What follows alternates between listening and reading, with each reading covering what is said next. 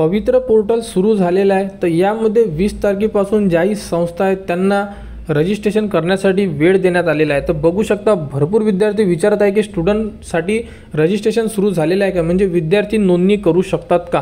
तर अजूनपर्यंत विद्यार्थी नोंदणी करू शकत नाही आहे। तुम्ही बघू शकता यावरती संपूर्ण अपडेट दिलेले आहे। तर टॉप पोझिशनला ते रेड लाईन जात आहे, त्यामध्ये नेमकी कोणती अपडेट दिलेली आहे तुम्ही बघू शकता। तर यामध्ये 20 तारखेपासून जेही संस्था आहे त्यांना रजिस्ट्रेशन करण्यासाठी उपलब्ध करून दिलेला आहे आणि यामध्ये स्टुडंट रजिस्ट्रेशन येत्या काही दिवसांमध्ये सुरू होणार आहे। तर यामध्ये जो टप्पा 2 आहे त्या अगोदरची भरती झाली होती, त्यानंतर या भरतीमध्ये सुद्धा 10,000 जागा ह्या भरण्यात येणार आहेत। तर बघू शकता सर्व व्यवस्थापनांना आरक्षणीय रिक्त पदांचा तपशील नमूद करून पवित्र पोर्टल टप्पा 2 अंतर्गत जाहिराती जनरेट करण्याची सुविधा दिनांक 20/1/2025 पासून देण्यात आली आहे। म्हणजे त्यांना जेही त्यांचे रिक्त जागा आहे त्यासाठी जेही रजिस्ट्रेशन करून जनरेट करण्यासाठी वेळ देण्यात आलेला आहे। तर अशा प्रकारे ही एक अपडेट होती। तर पवित्र पोर्टल स्टुडंट रजिस्ट्रेशन सुरू व्हायचे आहे, झाल्यानंतर त्याबद्दलचे अपडेट तुम्हाला आपल्या यूट्यूब चॅनलवर उपलब्ध करून देण्यात येणार आहे।